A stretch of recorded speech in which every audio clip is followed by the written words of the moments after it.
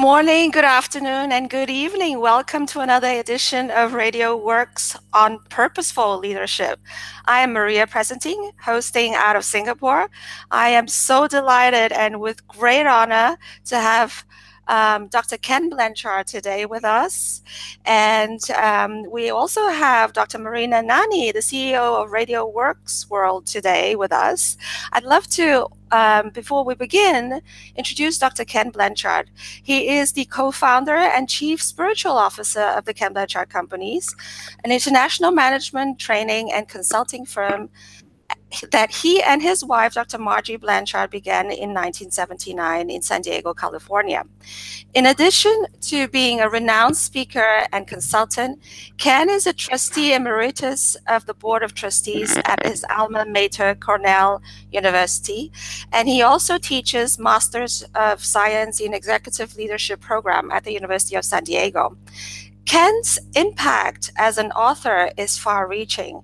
His iconic 1982 classic, The 1 Minute Manager, co-authored with Spencer Johnson, has sold more than 13 million copies and remains on the bestseller list today. In the past 3 decades, he has authored or co-authored 60 books, whose combined sales totaled more than 21 million copies.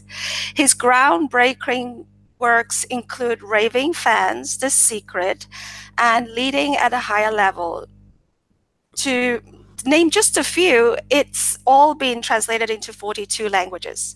In 2005, Ken was inducted into Amazon's Hall of Fame as one of the top 25 best-selling authors of all time. Ken has received many awards and honors for his contributions in the fields of management, leadership, and speaking. The National Speakers Association awarded him the highest honor, the Council of Peers Award of Excellence. He was inducted into the HRD Hall of Fame by Training Magazine and Lakewood Conferences. And he has received the Golden Gavel Award from Toastmasters International. Ken also received the Thought Leadership Award for continuous support of work-related learning and performance by ISA. He was born in New Jersey and raised in New York. Ken received his master's degree from Colgate University and his bachelor's and doctorate degree from Cornell University. Amazing, amazing, Ken. Thank you so much for being with us today in this interview. It's such a pleasure to have you on board today with our chat. You must have gotten all that introductory stuff from my mother. I think it would take more than a decade for us to get this introduction from your mother if she was to tell your life story. It's just amazing. It's such a pleasure to have you in our chat today. You know, I've heard a rumor. I don't know whether it's a rumor. There's a lot of talk about you having another book launch in March. But you know, knowing your work, Marina and I, knowing your work for so many years, I'm not surprised. I've heard something about the Servant Leadership in Action. Is that a new book that you're launching in March? Yes, Marina, that's the biggest project I probably ever worked on. I got 44 contributors to do short articles. Most reading books, the articles are too long, and we broke it into 6 sections. But you know, I got everybody. John Maxwell wrote the foreword, and I said, who should we get for endorsements? He said they're all in the book. So when you open the book, there's 3.5 pages that give the contributors, including people like Marshall Goldsmith and Patrick Lencioni and Francis Hesselbaum, who turned the Girl Scouts around, and Brene Brown, who's really hot on the whole vulnerability thing, and Simon Sinek, who did the whole thing on Start With Why. And it's just amazing. Cheryl Batchelor, who turned around Popeyes with servant leadership, and Colleen Barrett, who became president of Southwest Airlines. And just so there's good news stories as well as sharing concepts. And so when I sent it to our publisher, Barrett Kohler, Steve Perisante, the head, called and said, Ken, this isn't a book, this is a movement. And so, the world, as you all know, is in desperate need of a different leadership role model. We've seen the negative effect of self-serving leaders in every sector of society. And when we see a different leadership style, what a difference it makes as it just turns the whole country and whole company around. So I'm really excited about it. It comes out officially in March 6th. Well, I'm excited as well. Now here's the thing, you mentioned something really important, and I wanted to really go deeper into that. You mentioned that the whole world is lacking um, a good concept on leadership. And here's the thing, people know you so much and so well over decades. Concepts of 1-minute manager, situational leadership too. Is there any relationship with any of these concepts that you've come up with before with servant leadership? Yeah, well, I think what's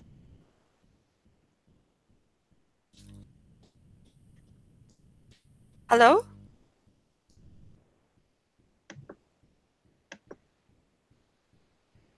Hello? Hello? Hello? Hello? Can you hear me? Yeah. Marina, are you there? Yes, I'm here. Okay. Yeah. There's two aspects of servant leadership. One is the leadership part, which is vision, direction, and goals. Leadership's about going somewheres, and that's the responsibility of the hierarchy and the manager. It doesn't mean they don't involve people. But once people are clear where they're going, then you philosophically turn the pyramid upside down, and now you're into the servant part of servant leadership, which is, how do you help people win? And so when you look at those two aspects, the 1-minute manager, that's servant leadership in action. What's the first secret? 1-minute goal setting. All good performance starts with clear goals. And then once that's done, which is part of the leadership part of servant leadership, you turn the pyramid upside down into the servant, and now you're trying to catch people doing things right and praise them. If their performance isn't moving in the right direction, you give them a 1-minute redirect and all, which is all about the whole servant part. And you look at situational leadership, there's three parts of that, which is really goal setting, matching, diagnosis and matching. And what is goal setting? It's, you can't do situational leadership if you don't have clear goals. So that's the leadership part of servant leadership. And then once the goals are clear and you know what leadership style the person needs, depending on their development level, what you end up doing is matching that. And that's when you're turning the pyramid upside down and you're working for them. You're trying to help them win. So what we have really found is that servant leadership in many ways is a big picture framework for everything that we've been teaching over the last 40 years. And you've been very consistent in providing your knowledge and your insights on servant leadership, because all the concepts that we've just mentioned today, what gives me an idea is that it objectifies this framework and the conceptual framework of servant leadership and putting it into action. And that's why you're naming your book Servant Leadership in Action. Is that correct? That's right. Okay, that's one so of the cool. things, Maria, we're talking about in the company is everything begins with a mindset, which is, what's your philosophy? And the servant leadership is a mindset. And then you go to a skill set and situational leadership too, and the 1-minute manager and our work and trust and, team building and all that. Those are all skill sets that really help you implement the mindset of servant leadership. But I was talking to a group the other day, is that we need to start it with a heart set, because being a servant leader is an inside out job. It really depends on your character. You have to answer the question, are you here to serve or be served? Are you feeling that your job is to serve first and lead second? And that's a heart question, and a really important one. And a lot of people say, oh, yeah, that's what I want to do. And then their ego gets in the way, either with false pride, where they have a more than philosophy. They think they're brighter than, they're smarter than and all. And they come off as, kind of know-it-alls.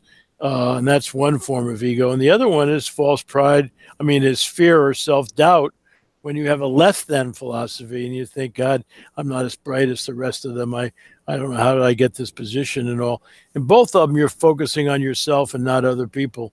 And so we really are looking at starting with the head and then moving to to the heart, and then moving to the head, which is the mindset, and then to the hands, which is the skill set. That's such a good statement that you just shared with us, because you know there are a lot of companies, consultancies like the Ken Blanchard companies, that talk about shifting the mindset and then providing the skill set. Um, what you have been doing over the decades, it's not just providing the skill set. That mindset has always been consistent. It's always been in any of the programs that we learned from you. It's servant leadership driven. You mention in all your talks in TED, anywhere that people could approach you, you speak about the heart, the essence of a leader. Is that what you mean by the mindset? Yes, By the heart the set, heart, sorry. the heart set. Yes, in fact, a friend of mine, Jim Ballard, always said if you're going to work for somebody, there's two parts. One is essence, and the other is form. Essence is heart to heart and values to values, and form is what are we going to do together.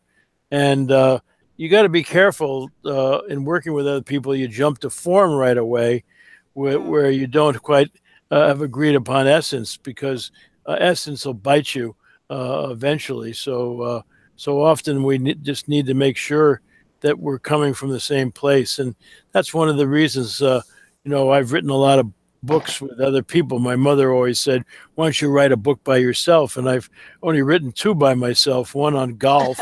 So many people were to my golf game, I didn't know who to write it with, and then my spiritual journey. But I really first try to make sure that the people I'm writing with, that we share some essence, we share some values and heart, so that we can really work together and get a message out there. So it's Yeah. I think essence is about heart.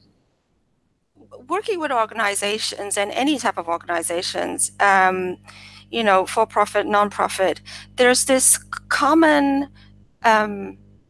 need, but also problem that is happening. People want to be good. People want to develop. The how to is one of the things that the Ken Blanchard companies also provides, obviously, as a skill set. But the problem with the heart set, I have never heard anybody speak that way, like the way you did. Now, the problem with the heart set in terms of what I've seen so far is that people really want to help others. And leaders really want to be good leader, but they have a problem connecting the mind and the heart. So what are some of the challenges you've seen over the decades that, this particular book, for example, could help, get rid of? Or, what are some of the actions we could start focusing on ourselves on?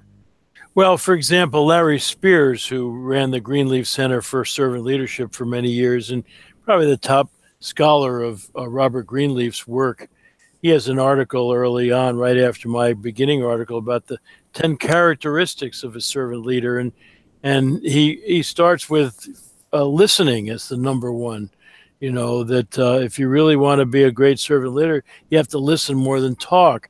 And then he follows that up with empathy, which is how can you put yourself in the other person's shoes, and that kind of thing, and foresight, the ability to kind of see the impact that you can have on people, or that kind of thing. And there's a whole bunch of characteristics that are really wonderful. In fact, I left a morning message about it to say the characteristics of servant leadership are really the characteristics that make a good marriage. But you're absolutely right, because you've got to be mindful about what you're doing, what you're not doing, as well as mindful of the impact, the people that you're influencing. So that sounds pretty good. Yes. You mentioned Robert Greenleaf. You've met Robert Greenleaf, haven't you? Yes, Margie and I were fortunate. My first teaching job was at Ohio University in Athens, Ohio, and I went there in the late 60s. And Robert Greenleaf was a good buddy of the president of Ohio University, and I was helping them organizing a student leadership program for the undergraduates. And Greenleaf came and spent the weekend with us, and he was really quite a guy. He had, retired from AT&T and had looked around a lot in organizations, and just felt that the only way to really get great results and great human satisfaction is to serve rather than to be served, and I love John Maxwell in the forward says that a lot of people say it's lonely at the top. He said it's lonely at the top because you aren't bringing anybody up there with you, you know, That's a good one. and get over it, And but Greenleaf was really quite a guy, and then Spears, ended up helping develop the Greenleaf Center for Servant Leadership, which has been around for a number of years, and I think Right. has really led this, as Spirit says, this quiet revolution. And so I want to make it a little less quiet. Yeah, that's so fantastic. Well, for everybody, just for your sake and information, Robert Greenleaf was the modern father of servant leadership, and I think Ken has done such a great job in pushing the concept of servant leadership ahead over so many years already. You just mentioned it's really lonely to be on the top of any organization. We've got Marina, who is actually the CEO of Radio Works. Marina, tell us a little bit about how lonely or or loud it is back there at the top. How does that work for you? Well, firstly, I would love to say how grateful I am for being part of this conversation, which I think it's normal to most people, but there are a lot of people out there who are hungry to know more and understand leadership with a new, fresh pair of eyes. So comes to mind the old story, 1,000 years old story about um, Icarus, who was given this pair of wings. And I feel that giving a pair of wings to somebody else and ask them to follow the path of flight, you, the creator of the wings, um, left it as a legacy, or it is not good enough anymore. And I feel that the aim now is to help and guide each person to become the leader of their own life, because leadership is not about charisma. And yes, it's great to have leadership charisma, but I think leadership is about courage and having the courage to grow your own wings. So you cannot blame anyone that uh, you went too close to the sun and your wax wings melted away, and you end up into this Icarus Sea. So I feel that yes, it's lonely, but it's so beautiful because it's a whole world out there that we explore, and usually the world we have to explore takes courage, and it's a world on its own. It's your own world. It is your own mind. And like you said, Ken, it's that journey you take from your heart to your mind, and from the 18 inches journey, that is the longest journey you could take. So guiding people to take that journey, yes, it is a lonely journey, but what you do, you discover something nobody can teach you about, nobody can lecture you. No, you can't Google yourself. Discovering yourself is the first step into leadership. And I think, Ken, you are just a legend. You are doing so much for humanity. And I love I many times your quotes are coming through me, and I'm sharing with with our listeners, with our readers. And I feel that um, my favorite of your quotes of all time is the one that talks about key to successful leadership, because it's true, is influence is not authority. Yes, that's so true. And you're talking about courage. Brene Brown says that courage can be taught, but the key aspect or trait that you need to be courageous is humility. Because if you're courageous, you're going to make some mistakes, and to be able to admit the mistakes and not look at who you can blame for them. And it's really interesting. Jim Collins, in his study of Good to Great, found that two characteristics of a great leader was resolve, which is determination to accomplish a goal, to live according to vision. The second was humility. And initially, when that data came out, he kept on saying to his researchers, go take a look at that. I mean, that can't really be right, humility being the second. But a lot of people think that's a weakness. And I had the pleasure of working on a book with Norman Vincent Peale, the old positive thinking pastor. And we said in that book that people with humility don't think less of themselves. They just think about themselves less. And, that's really important, so that being courageous also is that you feel comfortable about who you are, so you can help other people soar. But the people who don't want anybody else up there soaring with them are people who are insecure and are afraid that they're not good enough. Absolutely. There's one thing that I wanted to bring to this conversation, which I basically faced almost like every week in coaching, in classes that I teach. It's exactly what you were talking about. There's this essence that involves humility, resolve, purpose. And oftentimes clients come to me and say, hey, Maria, are these universal standards, leadership, or is it American concept, or is it a British concept, or what have you? And I think people that come up with these questions, I appreciate very much, because they really want to have a meaningful conversation, and we end up having one.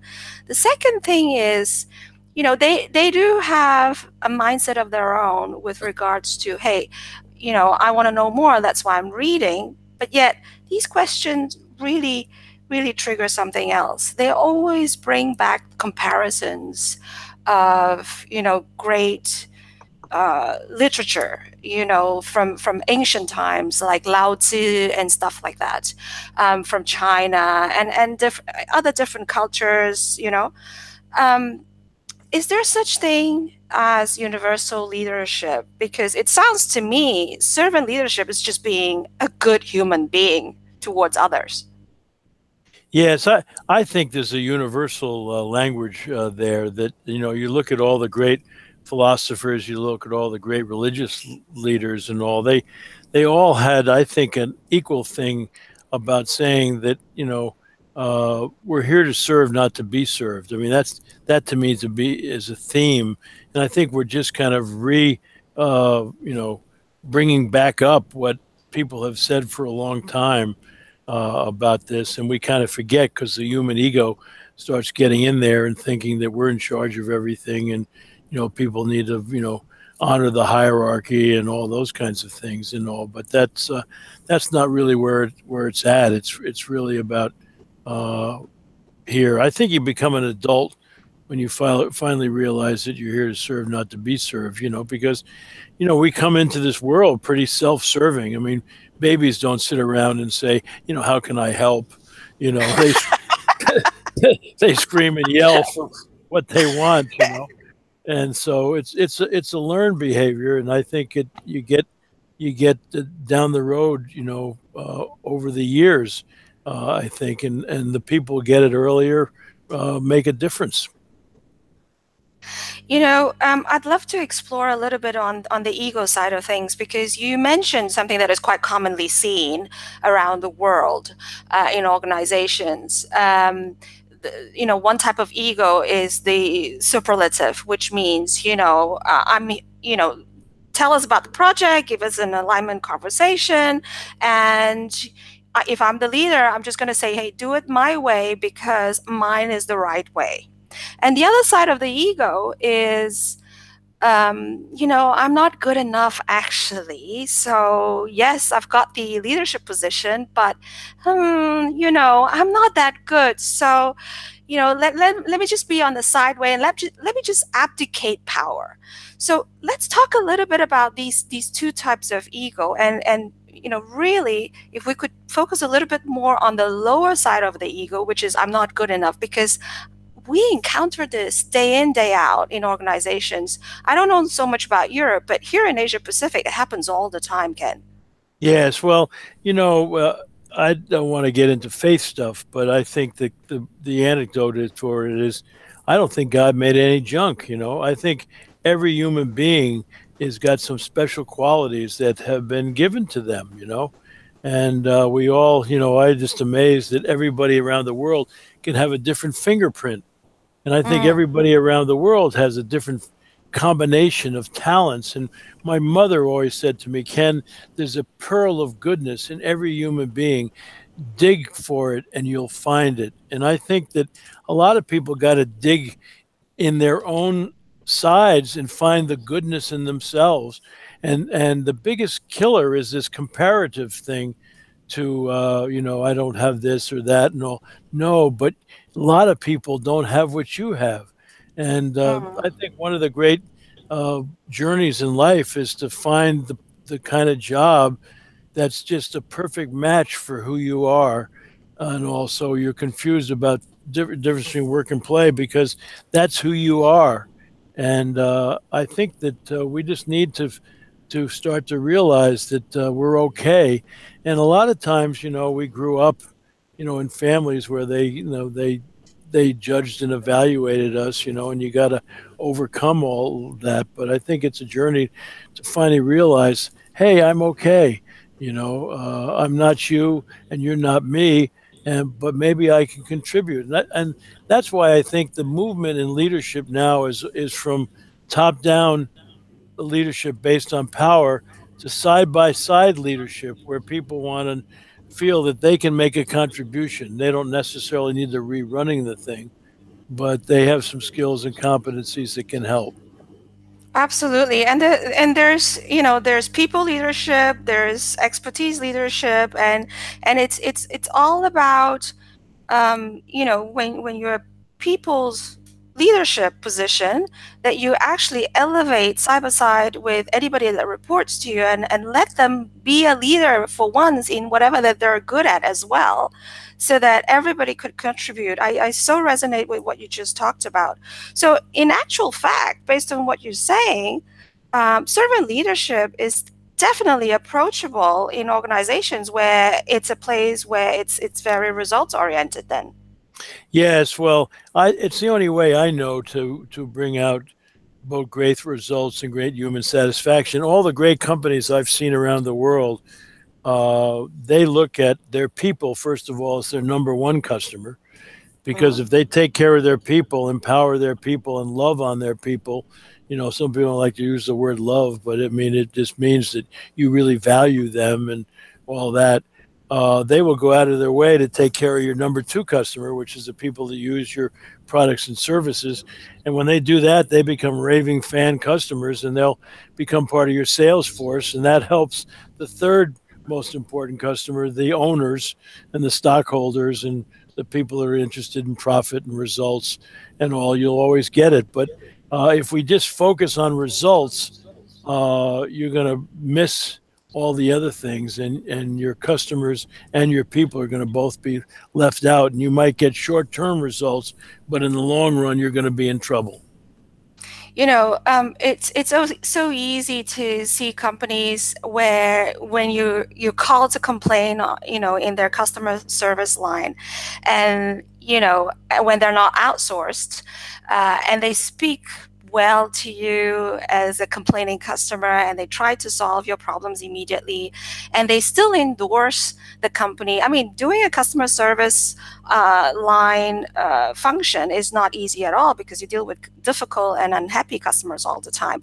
But the fact that if you could, like what you were saying, allow that essence of leadership, trickle down to up to the level where people are facing customers, um, you know, the customers actually feel it, because they feel like, oh, I was well treated by this rep. I was well taken care of, even though, I was really angry about a particular service that didn't really serve me well. You know what? They took the time and effort to help me. I'm definitely staying back in this company. So what you're saying is, when you're able to provide good leadership in the organization, it actually trickles down to every single area in the organization and hierarchy.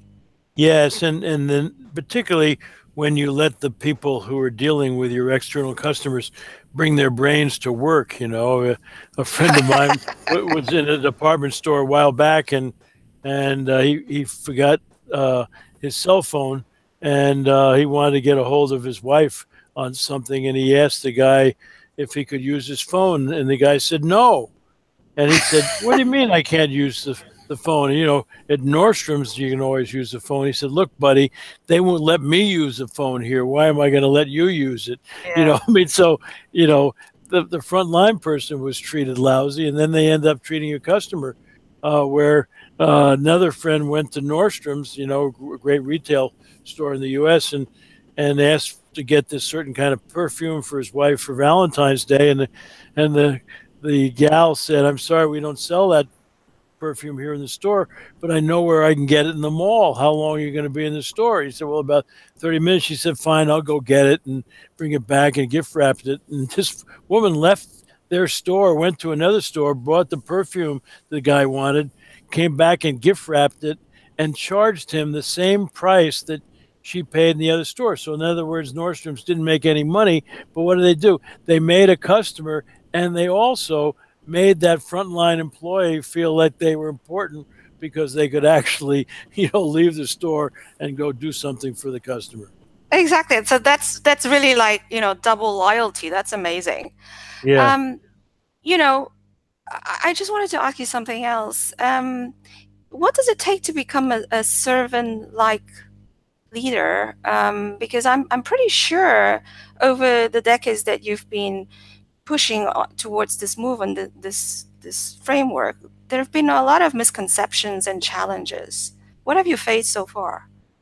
Well, a lot of people say, "Gee, this has got to really be hard," and they say, "Yeah, it probably is, because you're getting out of your own way," uh, and but it's actually a simple thing, is to realize that I'm here to serve rather than be served. And I was talking to a group today, because Valentine's is tomorrow, which is this romantic day in the United States, where you do good things. And I just said, what if you took, 30 days or more, and just every day see if you could catch your spouse doing something right, and to accent the positive. What do you think that would do for your relationship?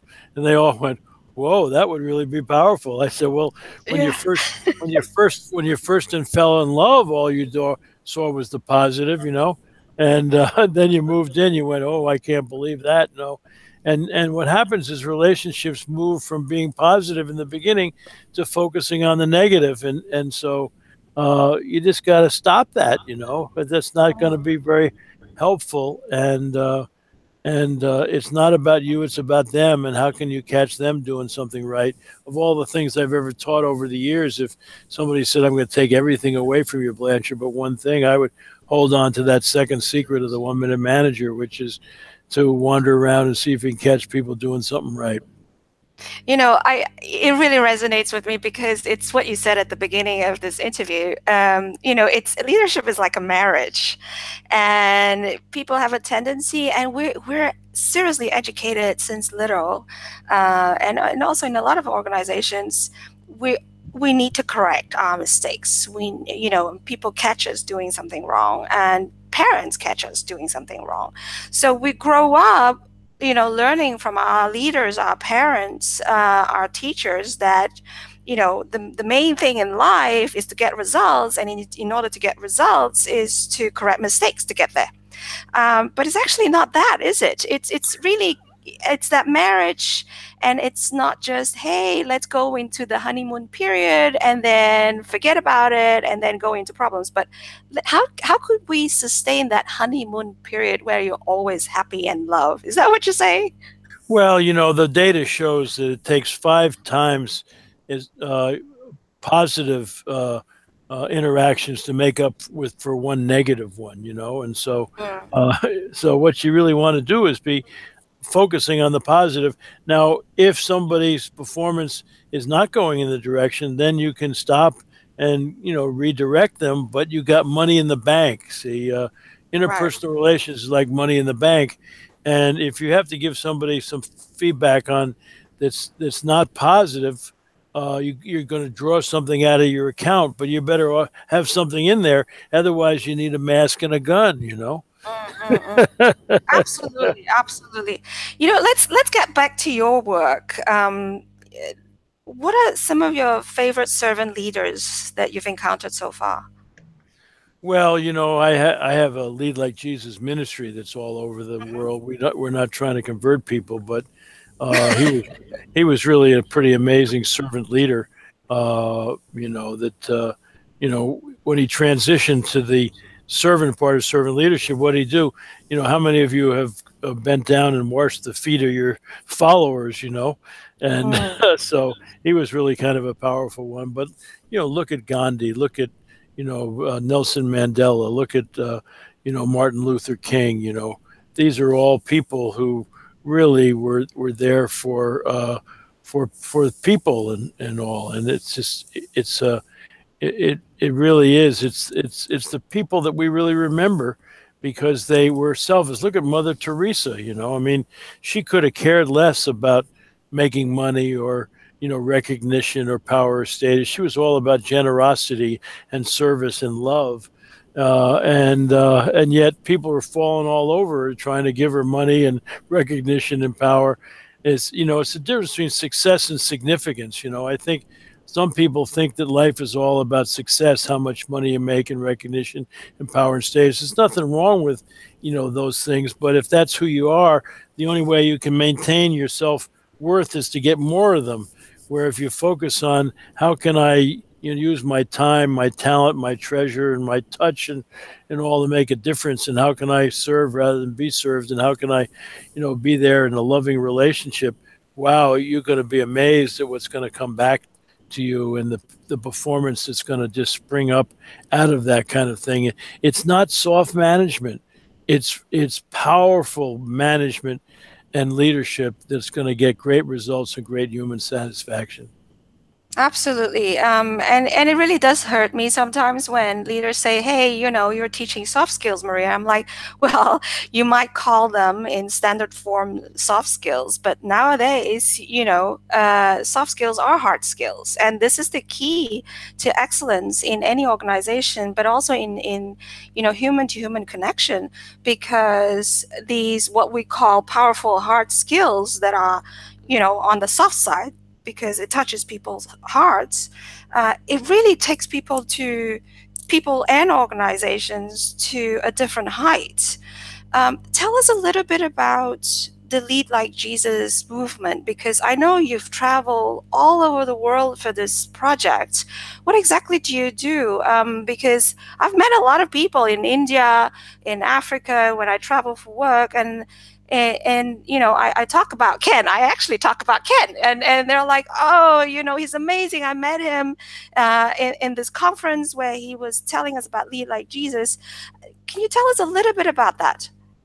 Well, the philosophy really is what we've been talking about, because Jesus was a great model of servant leadership, and so we start with the heart when we have what we call a Lead Like Jesus encounter. We start with the heart. And what are your intentions as a leader, and then we move to the head, about what's your mindset and all, and then we move to the hands, which is how do you move it to your skill sets. But one of the things that we add in our Lead Like Jesus thing is look at your habits. What do you do on a daily basis to recalibrate who you want to be in the world? And one of the problems, Maria, I think that we have is that we have two selves. We have external task-oriented self that's used to getting jobs done, and we have a thoughtful, reflective self. And which one wakes up quicker in the morning? It's the external task-oriented self. What happens? The alarm goes off, and my friend John Ortberg says, "What a terrible term! Why isn't it the opportunity clock? Or it's going to be a great day, but alarm!" And you jump out of bed, and you're trying to eat while you're washing, and you jump into the car, and you got your cell phone, and you're racing this meeting, that meeting, you're racing around. You get home at night, exhausted, and fall into bed. Don't even have any energy to say goodnight to somebody who might lie next to you. And the next day, boom, you're caught in a rat race. And we have this gal from Hollywood, Lily Talman. She said the problem with a rat race is even if you win it, you're still a rat. And but one of the things I think that it's really important is that you enter your day slowly and spend at least 10, 15 minutes just quietly reflecting on who do you want to be today, what are the various meetings I'm going to be at? What am I going to do? And how do I take a servant approach to this day and really go out there with a different intention? And if you don't think about what your intention is and what your values are and all, you're never going to do it. And then it's really interesting. One of the things that friends have told me is that at the end of the day, I've never been a big journal writer, because some people write poetry in their journals and 4 colors and all. And a friend said, "No, Ken, what you do at the end of the day in your journal is first put praisings. What did I do today that's consistent with who I wanted to be today? And pat myself in the back. And then the next is redirections. What did I do today, which I wish I could replay, which might set up, how do you apologize to somebody, the next day?" And so, and Jesus had times of solitude and prayer and, all those kinds of things that he did to make sure that he was being consistent with who he wanted to be and why he was here. And so, so I say we're not trying to, convert people, but to say here's an incredible model for people, and everybody around the world, recognizes Jesus and loves Jesus. They don't necessarily like Christians, because of a lot of judgment and evaluation. So it's just wonderful to see the different models, and I love to cheer on, companies where I see great servant leaders. Thank you for sharing that. That was really powerful. It's and I agree with you. It's getting up in the morning, taking it slowly, call it meditation, call it, synchronize with yourself, but it's really it's about being mindful and set an intention on how you want to carry on your day, because your days are counted, whether you are very young or, older. You never know what's tomorrow. So why not make the most out of it based on what you can be grateful for, and just try to be happy. But being happy needs to have that intention of how do I want to interact with others today? So I completely resonate with that. So I wanted to go back to your book, your book coming up in February, March, Servant Leadership in Action. You just mentioned that there are so many stories. What are some of the favorite ones that you have in the book?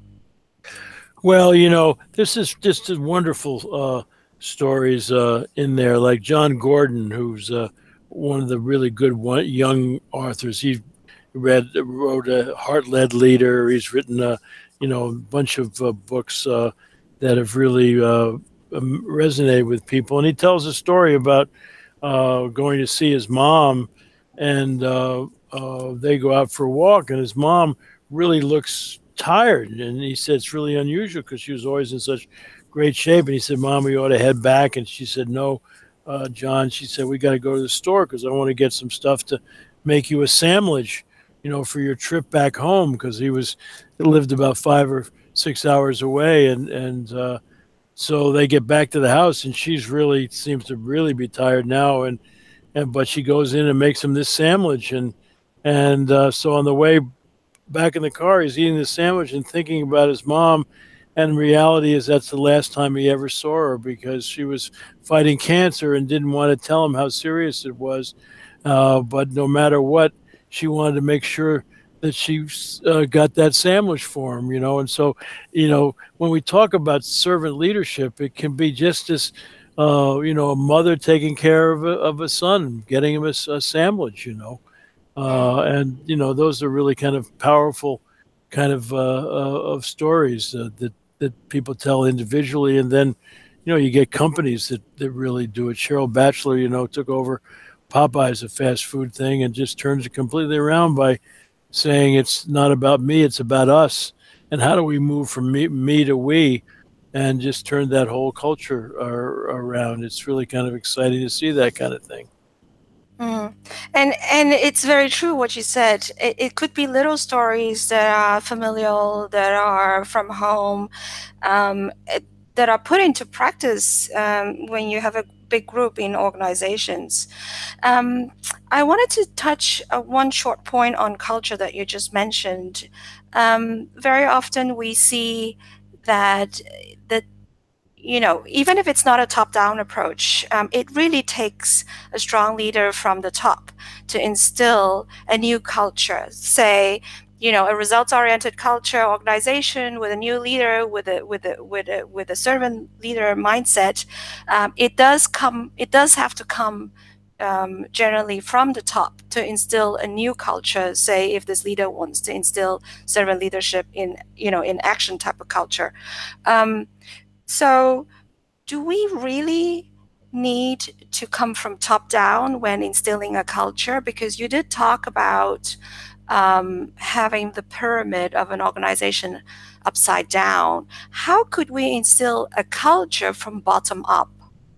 Well, one of the things the listeners need to know is that you got to make a difference where you're planted. If you sit around and wait for the top management to get on board, you could wait forever.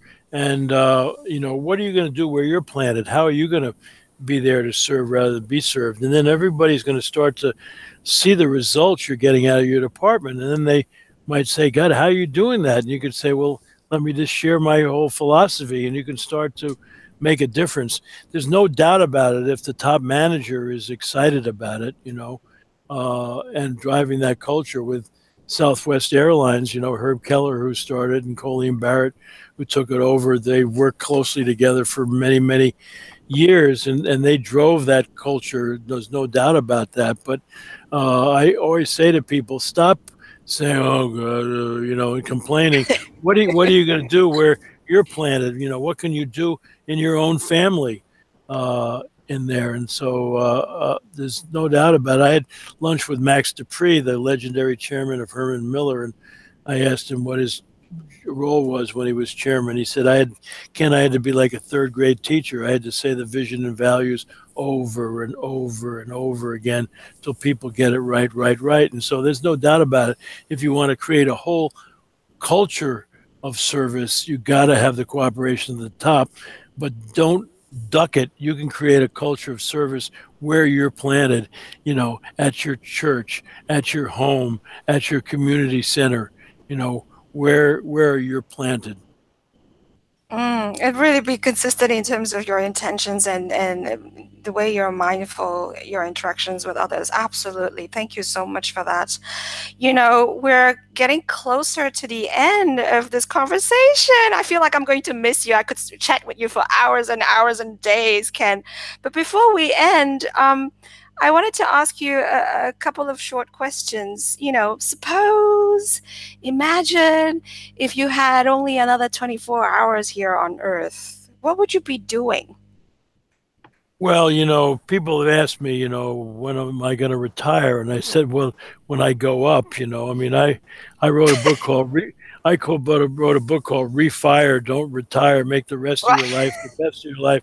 And I would be doing what I'm doing. I'm excited about talking to you, and I've got a chance this morning to Margie and I worked with a whole bunch of young parents over at our church, about marriage and all that kind of thing. And so I'm just having a ball, and I just hope I can hang around as long as I possibly can. I'm going to be 79 this year, and I'm just getting my wings. I'm just getting excited.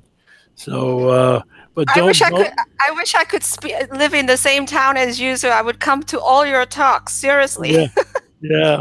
Well, it's just I just say to all of you, don't give up. You can make a difference out there, and life is really a special occasion.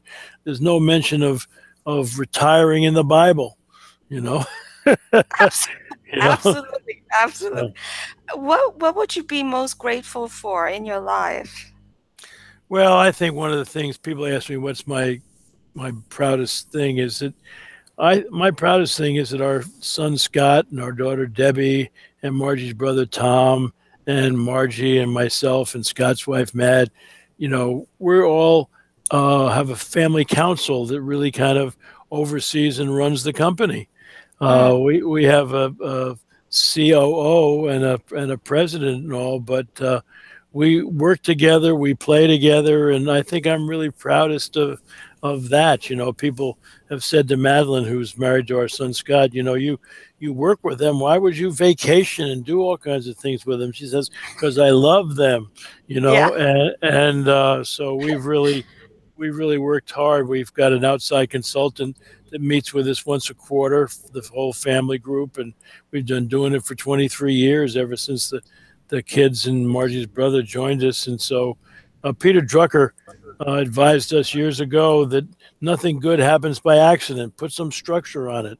And that's why I think, people ought to, in your marriage, you ought to have a date night, once every 2 weeks, go out and have dinner. And the rules, you can't talk about work or the kids, talk about your relationships. Imagine if you did that 26 times a year. My God, you'd have a different relationship. Right, absolutely. And I did hear you say once with Margie that one of the things that you wanted to create at the Ken Blanchard companies in the consultancy was to have an environment where you could work together, play together, and so you would actually have people that are family members working together. Is that correct? Yes, and people ask Margie, why do you keep on coming up to the office? At your age. She said, because everybody I love is there and I don't have to invite them. I'm going to my own party, right? How about that? That's right. And they recommend a family member or a friend, and we hire them, because we want everybody's best friends and family here. Why wouldn't you want to work? There's enough jerks in the world. You don't have to work with them. Okay, I just wanted to close this off with tell us a little bit. Are you actually having a live cast about the book and about servant leadership? Tell us a little bit about that. When is it? It's on February 28th. Okay. And it's going to be 2 hours. And I think over 20 of the contributors have put little 2-minute clips on stories or things in there. And Renee Broadwell, who's my co-editor who works with me, we're going to be kind of facilitating this, and people can sign up for it. And how do they sign up for it, Dave? Go to the KenBlanchard.com website and sign up, and then you can have the broadcast available to share and with other people, and it's no cost. We just want to spread the word as part of our mission to say, here, this is a movement we're starting, and it's really going to be fun. You're going to just love some of the stories that the people share.